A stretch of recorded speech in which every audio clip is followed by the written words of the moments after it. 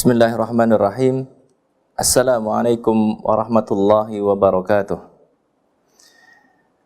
Innal hamdalillah nahmaduhu wa nasta'inuhu wa nastaghfiruh wa na'udzu billahi min syururi anfusina wa sayyiati a'malina.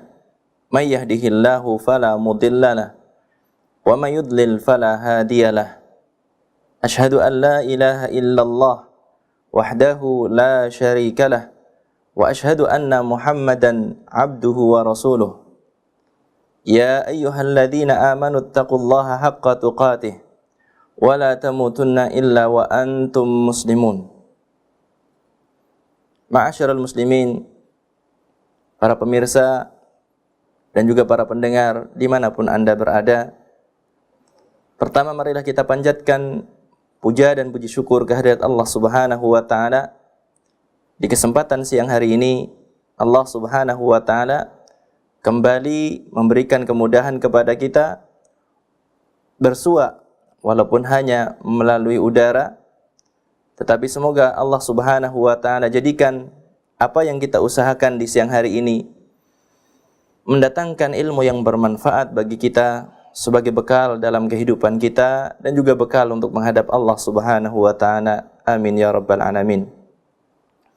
Salawat serta salam semoga senantiasa tercurah terlimpah kepada panutan kita Nabi besar Muhammad sallallahu alaihi wasallam, keluarganya, para sahabatnya, demikian juga umatnya yang setia hingga akhir zaman. Kaum muslimin muslimat, para pendengar, demikian juga para pemirsa dimanapun Anda berada, pada kesempatan kajian kita kali ini kita akan membahas sebuah judul, bukan sekedar masuk surga. Saudaraku yang dirahmati oleh Allah, pada kesempatan yang lalu kita telah berbicara sekilas tentang kenikmatan surga, negeri kebahagiaan yang abadi. Surga adalah sesuatu yang sangat istimewa, sangat luar biasa. Bagaimana tidak? Nabi SAW pernah menggambarkan kepada kita, menjelaskan kepada kita tentang kenikmatan surga yang paling rendah. Dan kenikmatannya sungguh luar biasa. Mungkin ketika seorang mendengarnya, sudahlah cukup bagiku untuk mengatakan dalam kehidupan, dalam doa, ya Allah yang penting aku masuk surga gitu. Tetapi sesungguhnya Nabi SAW memberikan dorongan untuk lebih, meminta yang lebih dari surga. Para pemirsa, demikian juga para pendengar yang dirahmati oleh Allah. Kenikmatan yang paling rendah daripada surga adalah diberikan kepada orang-orang yang mampir terlebih dahulu ke dalam neraka. Orang-orang yang sempat merasakan betapa dahsyatnya neraka. Mereka inilah orang-orang yang mendapatkan surga paling rendah. Dan kita simak bersama hadisnya berikut ini. Bagaimana kenikmatan surga yang paling rendah. Diriwayatkan dari sahabat Abdullah bin Mas'ud. Beliau mengatakan Rasulullah sallallahu alaihi wasallam bersabda, Inni la'a'lamu akhira ahli nari khurujan minha wa akhira ahli jannati dukhulanil jannah. Kata Nabi SAW, sesungguhnya aku tahu seorang yang dia itu paling akhir keluar dari neraka. Ini paling akhir keluar dari neraka. Dan dia adalah orang yang paling akhir masuk ke dalam surga. Penduduk neraka yang terakhir kali dibebaskan dari neraka ini. Dan penduduk surga yang paling akhir masuk ke dalam surga.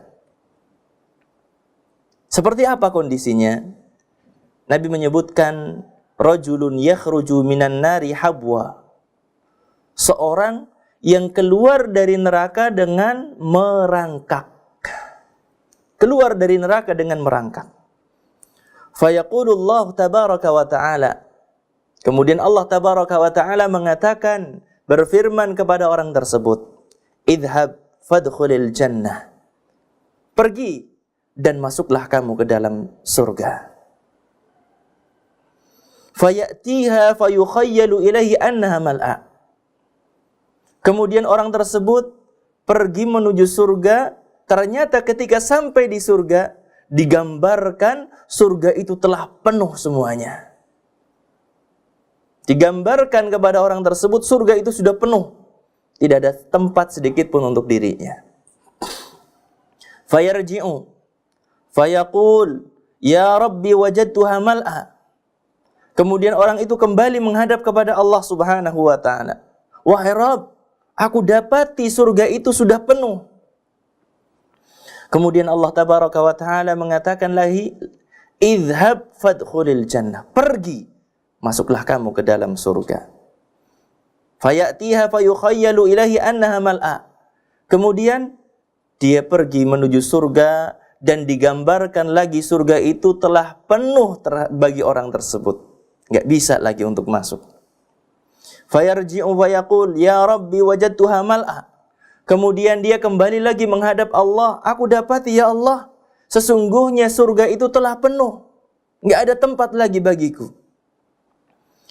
Fayaqulullah tabaraka wa ta'ala, kemudian Allah tabaraka wa ta'ala berfirman lagi, idhab fadkhulil jannah, pergi dan masuklah ke dalam surga. Kemudian ketika itu Allah Subhanahu wa ta'ala mengatakan, fa inna laka mithla dunya wa asyrata amthaliha. Sesungguhnya kamu, bagimu adalah seumpama dunia dan 10 kali lipatnya. Luar biasa. Seorang yang terakhir kali masuk ke dalam surga masih mendapatkan seperti dunia dan 10 kali lipatnya. Begitu besar karunia Allah Subhanahu wa ta'ala bagi hamba ini. Sampai-sampai orang ini terperanjat. Atas kharubi wa antal malik. Apakah engkau bercanda denganku wahai Rabb? Sementara engkau adalah maha diraja, engkau adalah raja di raja. Apakah engkau bercanda denganku? Aku yang ini terakhir kali masuk surga, mendapatkan dunia dan 10 kali lipatnya. Sampai Abdullah bin Mas'ud, beliau menceritakan, laqad ra'aitu Rasulullah sallallahu alaihi wasallam dhahika hatta badat nawajiduh. Sampai aku melihat Kanjeng Rasul sallallahu alaihi wasallam, beliau itu tersenyum, beliau itu tertawa sampai kelihatan gigi gerahamnya.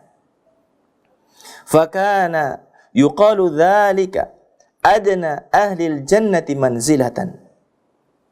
Dan dikatakan bahwasanya orang ini adalah orang yang paling rendah tingkatannya di dalam surga.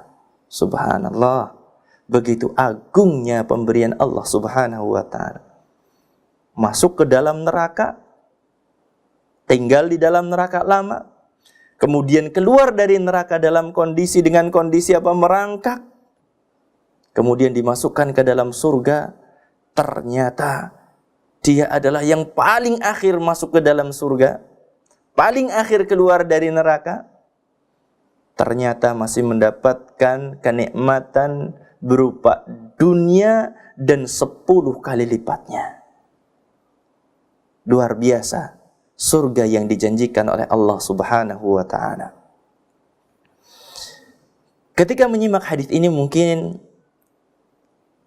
dalam benak kita atau sebagian kita, cukuplah sudah kenikmatan yang begitu besar dari Allah Subhanahu wa ta'ala. Kenikmatan yang seperti itu tambah lagi abadi gitu. Kan luar biasa sekali. Mungkin sebagian orang mengatakan sudah cukup bagiku seperti ini saja. Namun Nabi sallallahu alaihi wasallam, beliau alaihi salatu wasalam, beliau memberikan dorongan kepada kita untuk mendapatkan lebih. Bukan hanya sekedar masuk surga, tetapi Nabi sallallahu alaihi wasallam memberikan dorongan kepada kita. Untuk apa? Untuk minta surga Firdaus, Surga yang paling tinggi derajatnya, surga yang paling wah. Ini yang diajarkan oleh Nabi kita Muhammad sallallahu alaihi wasallam. Nabi alaihi salatu wasallam, beliau menganjurkan kepada kita untuk minta surga Firdaus agar tidak puas dengan kenikmatan yang paling rendah di dalam surga.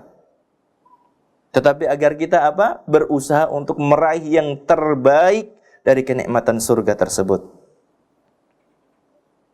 Sebagaimana pada kajian yang lalu kita sebutkan bahwasanya surga itu ada 100 derajat. Al-Firdausu a'laha darajatan. Surga Firdaus itu adalah yang paling tinggi derajatnya, tingkatan yang paling tinggi. Wa minha tufajjaru anharul jannah al-arba'ah. Dan dari surga Firdaus ini terpancar sungai-sungai. Di dalam surga yang jumlahnya ada 4 macam.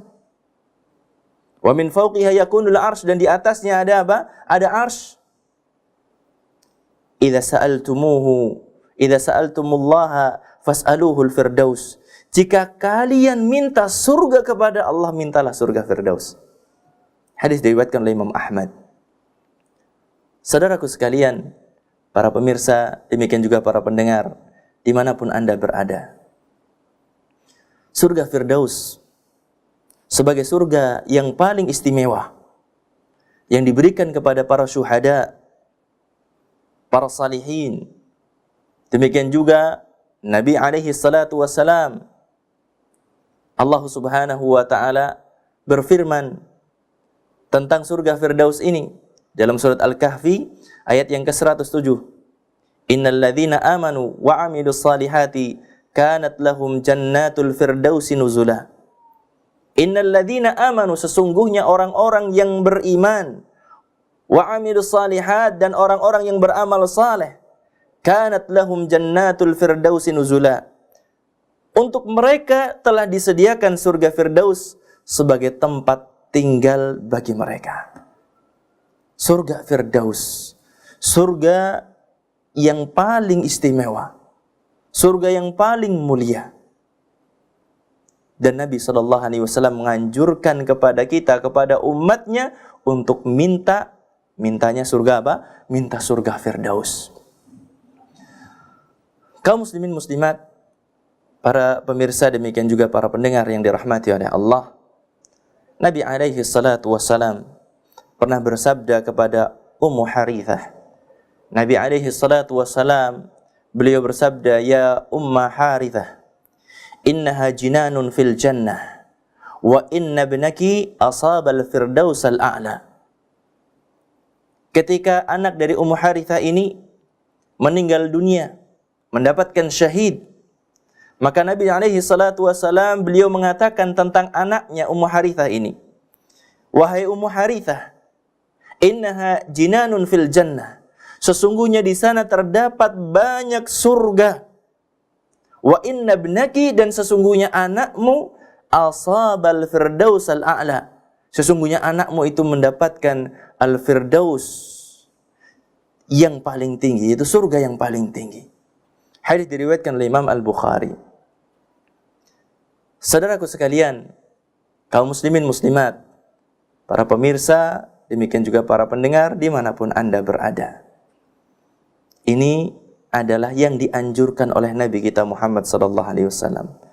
Teruslah kita meminta kepada Allah Subhanahu wa ta'ala surga Firdaus. Meminta yang terbaik kepada Allah Subhanahu wa ta'ala tentunya ada usaha, tentunya ada husnudzon kepada Allah Subhanahu wa ta'ala.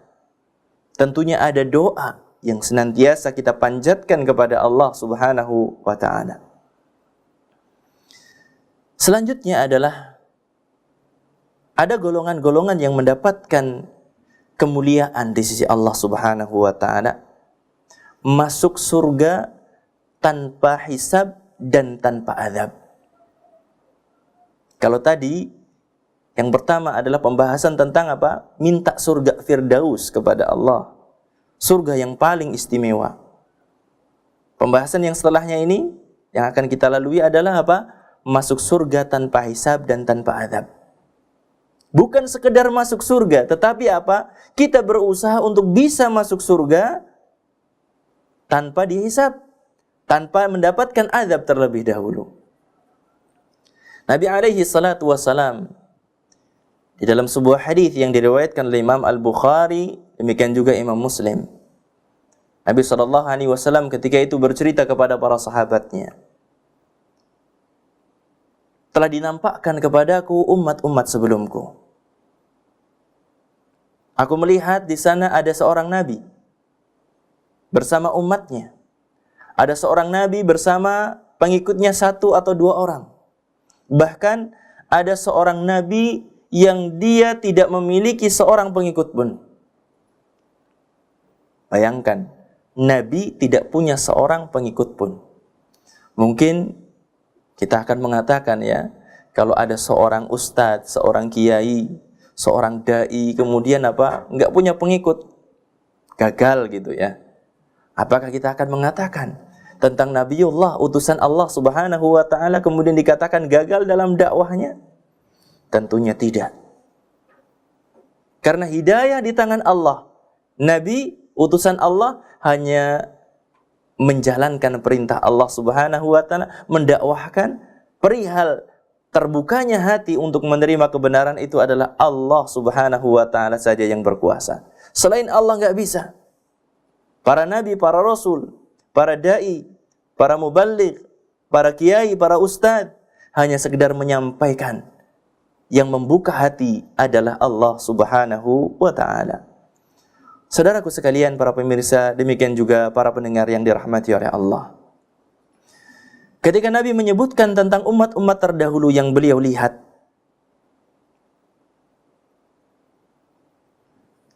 kemudian Nabi ketika itu melihat sekumpulan yang sangat besar. Nabi menyangka bahwasanya itu adalah umat beliau. Tetapi dikatakan kepada beliau sallallahu alaihi wasallam bahwasanya hadza Musa wa qaumuh, ini adalah Musa dan juga kaumnya. Ini adalah umatnya Nabi Musa. Kemudian dikatakan kepada Nabi sallallahu alaihi wasallam, faqila li, dikatakan kepadaku, undur ilal ufuqil akhar. Lihatlah kepada ufuk yang lain. Fa idza sawadun azimun. Di sana ada kelompok yang sangat besar. Faqila li hadhihi ummatuk. Kemudian dikatakan kepada Nabi Muhammad sallallahu alaihi wasallam, ini umatmu wahai Muhammad sallallahu alaihi wasallam. Wa ma'ahum sab'una alfan yadkhuluna al-jannah bighairi hisabin wala adzab. Bersama mereka itu, bersama umatmu ini, di tengah mereka ada 70.000 orang yang akan masuk surga tanpa dihisab dan tanpa diazab terlebih dahulu. Sesuatu yang sangat istimewa. Masuk surga tanpa dihisab amalannya. Masuk surga tanpa mendapatkan siksa terlebih dahulu. Sangat istimewa sekali. Siapa mereka? Orang-orang yang mendapatkan kemuliaan dari Allah Subhanahu wa ta'ala. Sehingga para sahabat ketika itu pun membicarakan tema yang semacam ini, tema tentang surga itu begitu menarik perhatian para sahabat. Mereka memperbincangkan di antara mereka sampai menghabiskan malam mereka. Siapa orang-orang yang akan masuk surga tanpa hisab, tanpa azab? Mungkin yang terlahir dalam Islam, mungkin yang bersahabat dengan Nabi sallallahu alaihi wasallam, itu yang timbul dari pikiran-pikiran para sahabat radhiyallahu taala anhum ajma'in. Kemudian ketika itu Nabi sallallahu alaihi wasallam meninggalkan para sahabat. Setelah di pagi harinya beliau sallallahu alaihi wasallam menemui para sahabat lagi. Menemui para sahabat dan bertanya kepada mereka para sahabat, apa yang kalian perbincangkan? Kemudian para sahabat mengkabarkan kepada Nabi sallallahu alaihi wasallam tentang apa yang mereka perbincangkan, yaitu tentang orang-orang yang akan masuk surga tanpa hisab dan tanpa azab. Sebagaimana tadi dikabarkan oleh Nabi sallallahu alaihi wasallam. Kemudian Kanjeng Nabi sallallahu alaihi wasallam beliau menjelaskan tentang orang-orang yang akan masuk ke dalam surga tanpa hisab, tanpa azab. Keistimewaan yang begitu luar biasa. Kata Nabi sallallahu alaihi wasallam, humul ladzina la yastarqun wa la yatatayyarun wa la yaktawun wa 'ala rabbihim yatawakkalun. Orang-orang yang akan mendapatkan keistimewaan, masuk surga tanpa dihisab, tanpa diadab, adalah orang-orang yang mereka memiliki sifat-sifat ini. Yang pertama adalah la yastarqun. Mereka tidak meminta diruqyah. Mereka tidak meminta diruqyah.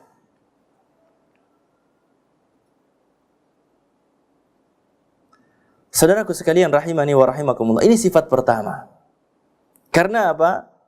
Yang paling ideal memang adalah seorang itu apa?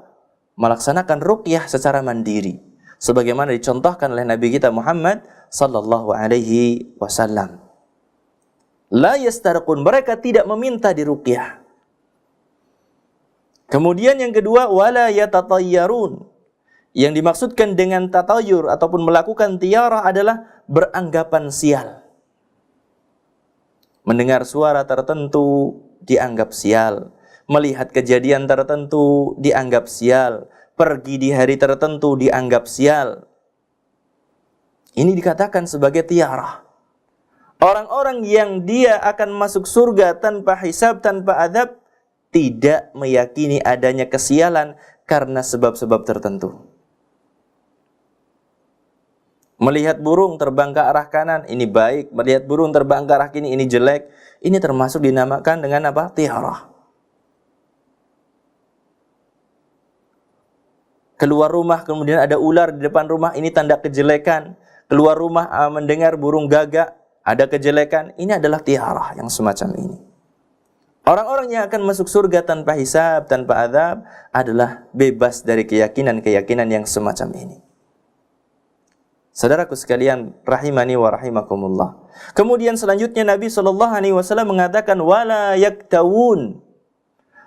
Mereka yang akan masuk surga tanpa hisab, tanpa azab, mereka tidak melakukan pengobatan dengan kai. Pengobatan dengan kai ini adalah pengobatan dengan besi panas.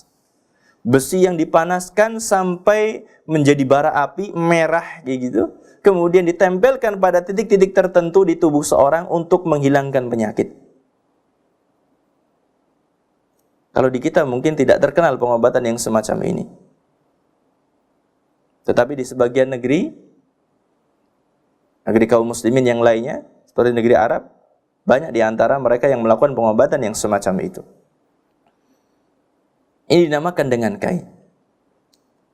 Jadi kata Nabi SAW, tidak minta diruqyah, tidak menganggap sial dengan sesuatu. Kemudian apa? Wala yaktawun, tidak melakukan pengobatan dengan kai. Dan yang selanjutnya, wa ala rabbihim yatawakkalun. Dan mereka itu begitu bertawakal kepada Rabbnya. Begitu bertawakal kepada Allah Subhanahu wa ta'ala. Saudaraku sekalian, para pendengar, demikian juga para pemirsa dimanapun Anda berada. 4 sifat ini kalau terkumpul dalam diri seorang, maka dia akan mendapatkan kesempatan untuk masuk surga tanpa hisab dan tanpa azab. Jumlahnya kok sedikit sekali, 70.000, padahal umat Nabi Muhammad berapa? Miliaran, ya. Jumlah umat Nabi Muhammad miliaran, kok yang masuk surga tanpa hisab tanpa azab adalah 70.000 saja. Di dalam hadis yang lain disebutkan wa ma'akulli alfin sab'una alf. Pada setiap 1.000 itu ada 70.000 lagi. Jadi sekitar jumlahnya 4.900.000-an. Kalau digabungkan dengan hadis yang lain. Saudaraku sekalian yang dirahmati oleh Allah, ini adalah kesempatan yang sangat luar biasa. Teruslah belajar tauhid. Teruslah memurnikan akidah. Teruslah kita menuntut ilmu. Sehingga kita bisa menyempurnakan tauhid kita. Sehingga kita bisa menyempurnakan tawakal kita kepada Allah Subhanahu wa ta'ala. Saya ingin mengingatkan tentang tawakal di sini. Banyak di antara orang yang mengungkapkan bahwasanya tawakal itu hanya sekedar pasrah begitu saja. Sesungguhnya yang namanya tawakal adalah sidqu i'timadil qalbi 'ala Allah fi jalbi al-manafi wa daf'i al-madar ma akhdhi bil asbab. Sesungguhnya yang dinamakan dengan tawakal itu adalah hati yang benar-benar bertumpu kepada Allah. Hati benar-benar bertumpu kepada Allah Subhanahu wa ta'ala. Di dalam usahanya untuk mendatangkan kebaikan-kebaikan. Di dalam usahanya untuk menolak segala macam mara bahaya. Ma'akhdhi bil asbab, disertai dengan melakukan sebab-sebabnya. Jadi melakukan sebab tidak mencacati ataupun mencela tawakal seorang. Bahkan usaha seorang atau melakukan sebab itu termasuk bentuk tawakal kepada Allah Subhanahu wa ta'ala. Ini adalah kesempatan yang kedua untuk mendapatkan surga, bukan hanya sekedar masuk surga, tetapi kita bisa masuk surga tanpa hisab dan tanpa didahului dengan apa? Adab, tanpa mendapatkan adab terlebih dahulu. Ada keistimewaan yang lain yang bisa diusahakan oleh seorang. Tadi kita sebutkan bisa masuk surga Firdaus, kita berusaha, berdoa. Kemudian yang kedua, seorang bisa masuk surga tanpa dihisab, tanpa diazab. Yang ketiga, ada kesempatan istimewa bagi seorang, bukan hanya sekedar masuk surga, tetapi bisa masuk surga dari pintu mana saja yang jumlahnya ada 8. Walaha thamaniyatu abwab, surga itu memiliki 8 pintu. Seorang bisa masuk surga dari pintu yang mana saja. Ini tentunya merupakan apa? Keistimewaan yang Allah Ta'ala berikan kepada seorang hamba. Punya kesempatan masuk surga dari pintu yang mana saja, silahkan, diperbolehkan.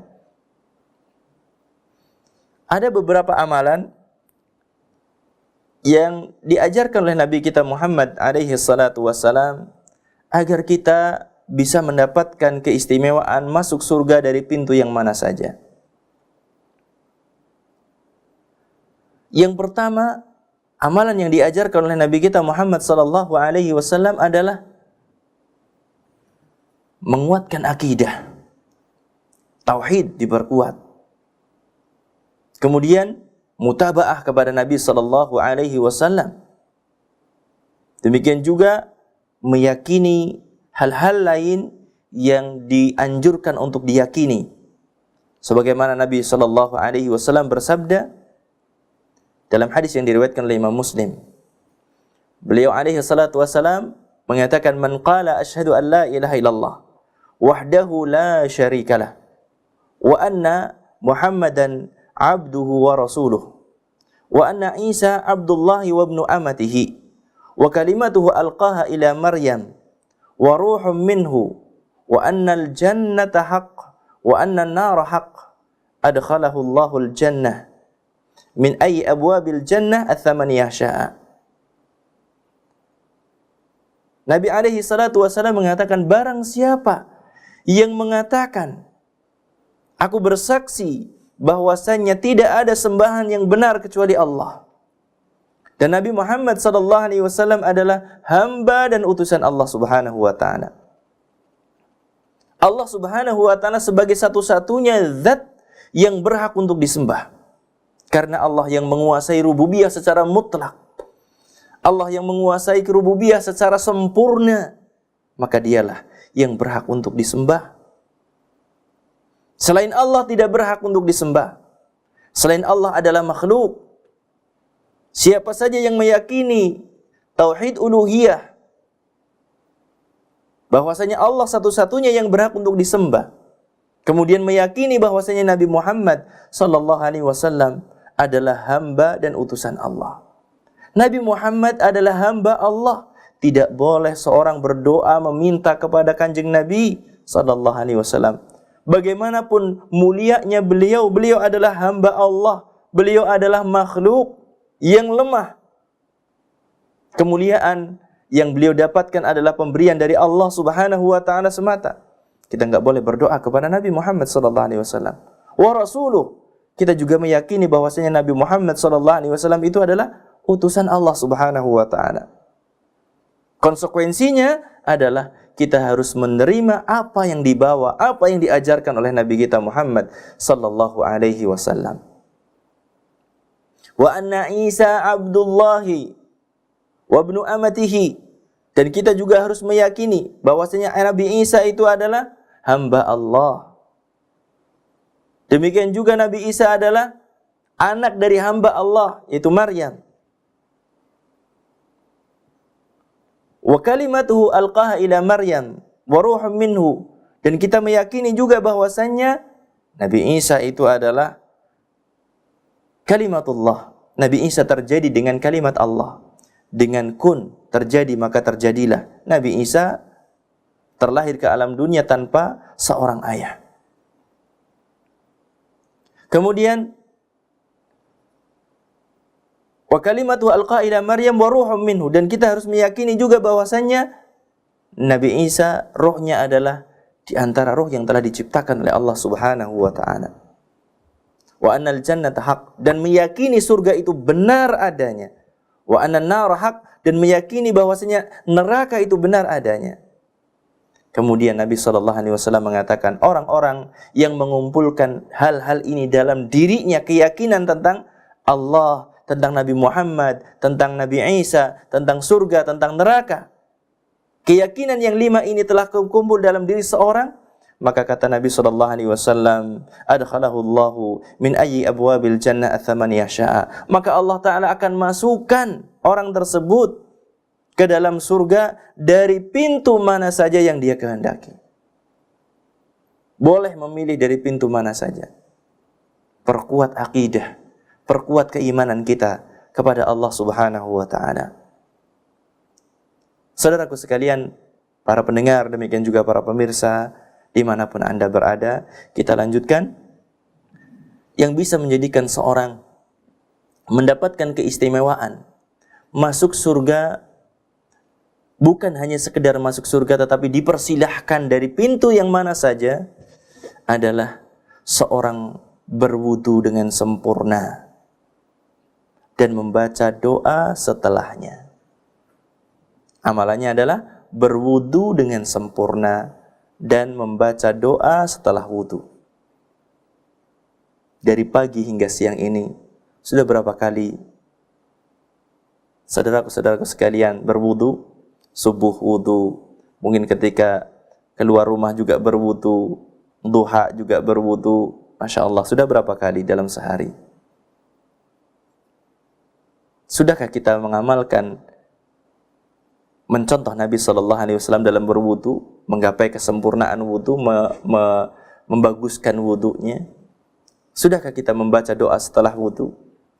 Sesungguhnya amalan ini begitu ringan, tetapi pahalanya begitu besar di sisi Allah Subhanahu wa taala.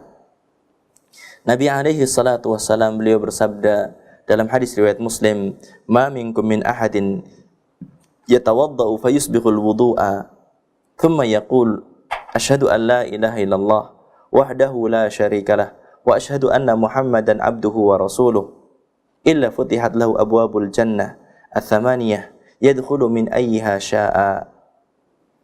Kata Nabi SAW, tidaklah seorang di antara kalian berwudu dan menyempurnakan wudunya. Tidaklah seorang berwudu dan menyempurnakan wudunya. Wudu yang sempurna adalah wudu yang mengikuti apa yang dicontohkan oleh Nabi kita Muhammad SAW. Bukan sekedar wudu saja, tetapi kita mencontoh apa yang dicontohkan oleh Nabi kita Muhammad SAW. Dan para ulama menyebutkan di antara tata cara yang paling sempurna dari wudu adalah apa yang diajarkan oleh sahabat yang mulia Utsman bin Affan radhiyallahu taala anhu. Bagaimana Nabi SAW mulai dari membasuh kedua telapak tangannya, kemudian beliau berkumur-kumur, kemudian beliau membasuh wajahnya, dan seterusnya. Disebutkan sebagai tata cara yang paling sempurna dari wudu Nabi Muhammad SAW. Kemudian juga seorang berwudu dengan menghemat air. Seorang berwudu dengan menghemat air. Ini merupakan contoh ataupun di antara bentuk menyempurnakan wudu seorang. Seorang menyempurnakan wudu dengan berhemat air. Mencontoh Nabi dan juga berhemat air. kemudian membaca doa asyhadu an la ilaha illallah, aku bersaksi bahwasanya tidak ada sembahan yang benar kecuali Allah, wa asyhadu anna Muhammadan abduhu wa rasuluh, dan aku bersaksi bahwasanya Nabi Muhammad sallallahu alaihi wasallam adalah hamba dan utusannya. Melainkan akan dibukakan baginya pintu surga yang 8 dan dia masuk surga dari pintu mana saja yang dia kehendaki. Amalannya ringan tetapi subhanallah balasannya begitu besar. Kehormatan, kemuliaan Allah Ta'ala berikan kepada seorang yang berwudu dengan wudu sempurna dan membaca doa setelahnya. Ada tambahan di dalam riwayat Tirmidzi, setelah membaca asyhadu an la ilaha illallah wahdahu la syarikalah wa asyhadu anna Muhammadan abduhu wa rasuluh, kemudian tambahan dalam riwayat Tirmidzi adalah Allahumma ij'alni minat tawwabina waj'alni minal mutatahhirin. Dan ini diamalkan juga tidak mengapa.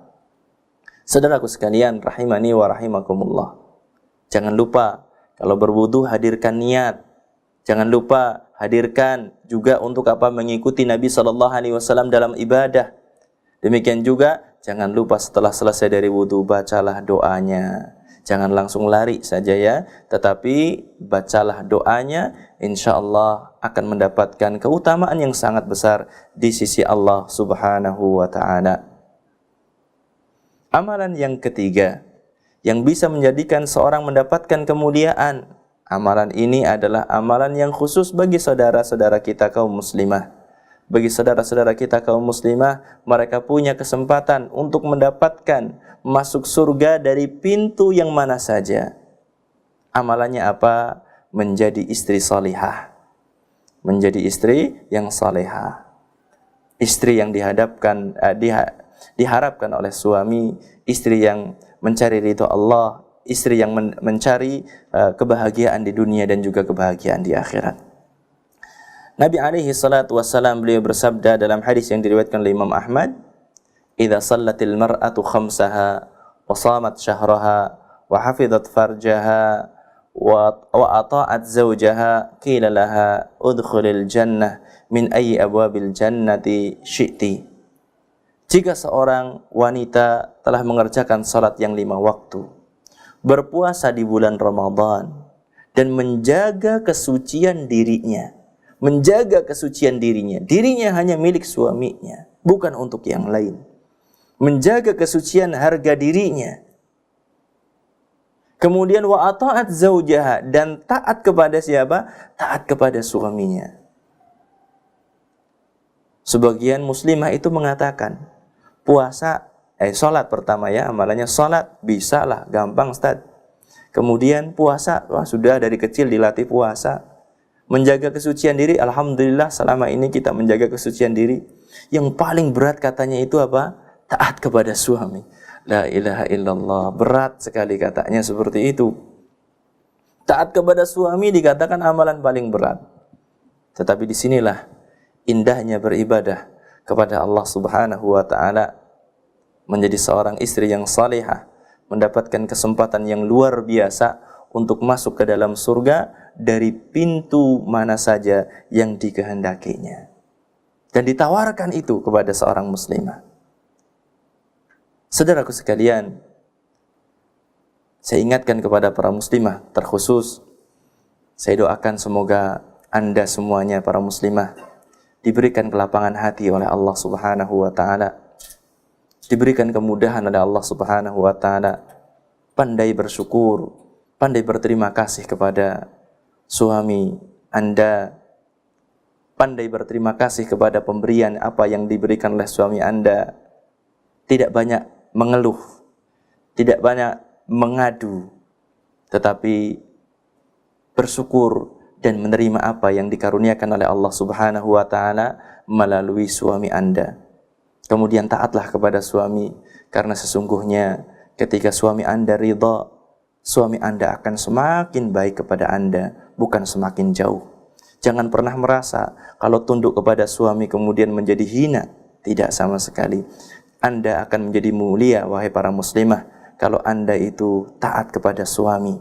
Anda akan berikan segala-galanya bagi Anda. Anda akan bisa mendapatkan baiti jannati, rumahku adalah surgaku, ketika Anda memberikan yang terbaik bagi suami Anda. Ada amalan yang lainnya, amalan yang keempat, yang bisa menjadikan seorang itu mendapatkan keistimewaan, bukan sekedar masuk surga, tetapi bisa masuk surga dari pintu mana saja yang dikehendaki, yaitu taat kepada pemimpin kaum muslimin. Mentaati pemimpin kaum muslimin. Nabi alaihi salatu wassalam, beliau bersabda dalam riwayat Ahmad, Nabi alaihi salatu wassalam beliau bersabda, "Man abadallaha la yusyriku bihi syai'a, fa aqama as-salata wa ata az-zakah." Barang siapa beribadah kepada Allah, tidak melakukan kesyirikan kepadanya, tidak menduakan Allah dalam ibadah, beribadah kepada Allah dan tidak menduakannya, tidak melakukan kesyirikan, kemudian fa aqama as-salata wa ata az-zakah, menegakkan salat dan juga menunaikan zakat, wa sami'a wa ata'a, mendengar dan taat kepada pemimpin. Maka Nabi SAW mengatakan, orang-orang yang melakukan ini, ibadah kepada Allah, tidak melakukan kesyirikan, salat, membayarkan zakat, kata Nabi SAW, fa inna Allah ta'ala yudkhiluhu min ayyi abwabil jannah sya'a.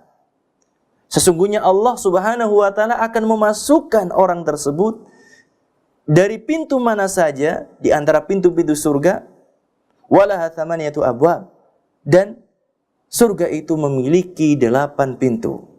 Subhanallah, taat kepada pemimpin. Karena di penggalan hadis ini setelahnya adalah siapa yang beribadah kepada Allah, kemudian tidak melakukan kesyirikan, salat, membayarkan zakat, mendengar tetapi tidak taat, maka nasib orang tersebut tergantung kepada Allah Subhanahu wa taala. Kalau Allah taala berkehendak, Allah maafkan, Allah sayangi. Tetapi kalau Allah taala tidak berkehendak, maka Allah Subhanahu wa taala akan menyiksanya. Saudaraku sekalian, kaum muslimin muslimat, para pendengar, demikian juga para pemirsa dimanapun Anda berada, inilah kajian kita di siang hari ini. Bukan sekedar masuk surga. Semoga ini bisa menjadi pendorong bagi kita semuanya untuk bisa mendapatkan yang lebih. Bukan hanya sekedar menjadi penghuni surga yang paling bawah, tetapi sebagaimana Nabi mengajarkan kepada kita untuk meminta surga Firdaus. Nabi SAW juga mengajarkan untuk bisa masuk surga tanpa hisab, tanpa azab. Nabi juga telah menjelaskan agar kita bisa masuk ke dalam surga melalui pintu mana saja yang dikehendaki. Jadi bukan sekedar masuk surga, tetapi kita harus berusaha untuk lebih dari sekedar masuk surga. Wallahu a'lam bishawab. Ini materi yang bisa kita kaji pada kesempatan siang hari ini. Semoga yang singkat ini mendatangkan manfaat bagi kita semuanya. Amin ya rabbal alamin.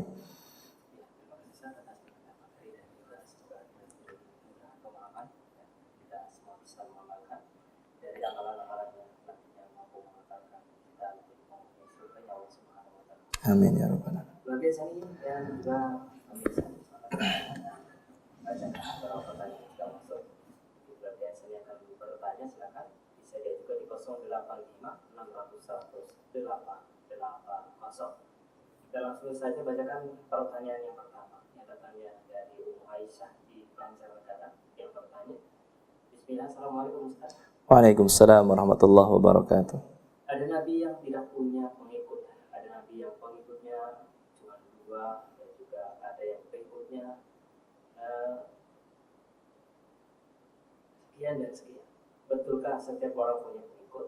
Apakah kalau kita akan mengikuti pemimpin yang berada di dunia? Misal, anak suka mengikuti kajian Ustaz ini ya, dan itu apakah akan berkumpul dengan beliau dan dengan beliau ini? Berkenan dengan kita akan dibangkitkan dengan orang-orang yang kita ikuti. Mohon nasihatnya. Terima kasih pertanyaannya Ummu Aisyah yang ada di Banjarnegara. Semoga Allah Ta'ala memberikan taufik kepada Anda, demikian juga kepada seluruh kaum muslimin yang bisa menyimak siaran kami dimanapun Anda berada. Terima kasih pertanyaannya berkaitan dengan Nabi Rasul yang tidak memiliki pengikut, Nabi yang tidak punya pengikut. Ada yang punya pengikut 1, 2, ada yang sekian-sekian pengikutnya banyak juga ada. yang ditanyakan apakah orang yang hidup tidak mendapati para nabi, para rasul akan dibangkitkan bersama orang-orang yang mungkin kajian dengan Ustadz Fulan, Fulan dan lain sebagainya, apakah dibangkitkan dengan mereka? Maka Nabi SAW menyebutkan almar'u ma'aman ahab, seorang itu akan dikumpulkan bersama orang yang dicintainya. Dan kabar gembira ini disambut gembira sekali oleh para sahabat. Para sahabat itu bergembira sekali ketika mendengarkan hadis ini. Ketika Nabi SAW mengatakan almar'u ma'aman ahab. Sesungguhnya para sahabat di antaranya Anas bin Malik mengatakan, sesungguhnya aku mencintai Nabi SAW walaupun amalanku tidak seperti para sahabat seperti Abu Bakar, Umar dan lain sebagainya. Tetapi aku berharap kecintaanku akan menjadikan aku bersama mereka. Wallahu a'lam bishawab. Semoga Allah Subhanahu wa taala memasukkan kita semuanya ke dalam hamba-hamba yang beriman dan bertakwa, dan semoga Allah taala berkenan untuk memasukkan kita ke dalam surganya, dan kita akan berkumpul dengan orang yang kita cintai. Siapa yang kita cintai dalam kehidupan dunia ini? Kalau kita mencintai orang-orang saleh, orang-orang yang bertakwa kepada Allah Subhanahu wa taala, kita berharap bisa mendapatkan kenikmatan sebagaimana yang akan diberikan oleh Allah kepada mereka. Wallahu a'lam bishawab.